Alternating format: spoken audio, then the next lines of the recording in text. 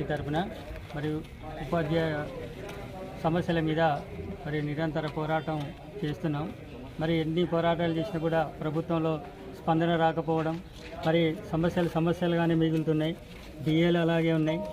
CPS రద్దు చేసి OPS మీద పోరాటం, మరి సిపిఎస్ వచ్చిన కాడి నుండి కూడా ఉపాధ్యాయ ఉద్యోగ వర్గాలు పోరాటం చేస్తున్నప్పటికీ కూడా ప్రభుత్వంలో స్పందన లేకుండా ఉన్నది.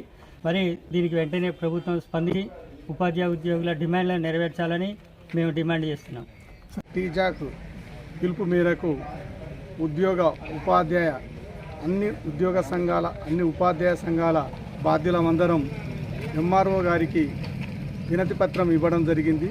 ప్రధానంగా మన రాష్ట్ర ప్రభుత్వం అధికారంలోకి వచ్చే ముందు వెంటనే పిఆర్సీ ప్రకటిస్తానని ప్రకటించి 2 సంవత్సరాలు గడిచిన ఈ రోజు వరకు ప్రభుత్వ ఉద్యోగులను మోసం చేస్తూ పిఆర్సీ ఇవ్వడం లేదు.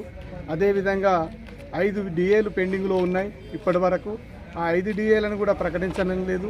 5 డిఏలు ఏ రాష్ట్రంలో, మన భారతదేశంలో వివిధ రాష్ట్రాల కనుక పరిశీలించినట్టయితే మన పక్కన ఉన్న ఆంధ్రప్రదేశ్లో ఒక్క డిఏ కూడా పెండింగ్ లేదు. కానీ మన తెలంగాణలో 5 డిఏలు పెండింగ్ ఉన్నాయి.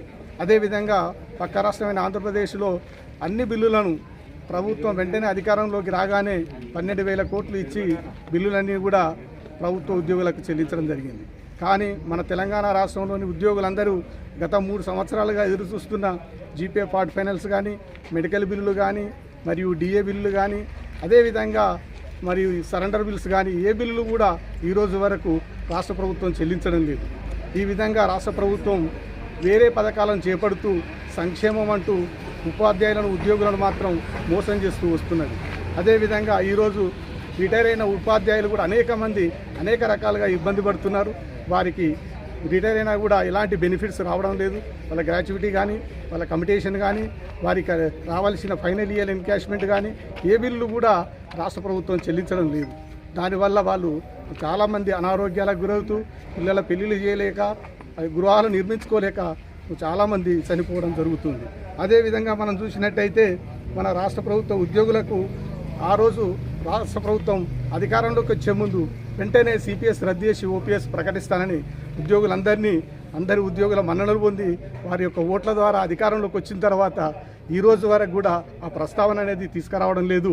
సిపిఎస్ అంతం అందరి యొక్క ఉద్యోగుల యొక్క పంతంగా మారింది. కాబట్టి వెంటనే సిపిఎస్ రద్దు చేసి ఓపీఎస్ను పునరుద్ధరించాలని ఈ సందర్భంగా కోరుతున్నాం.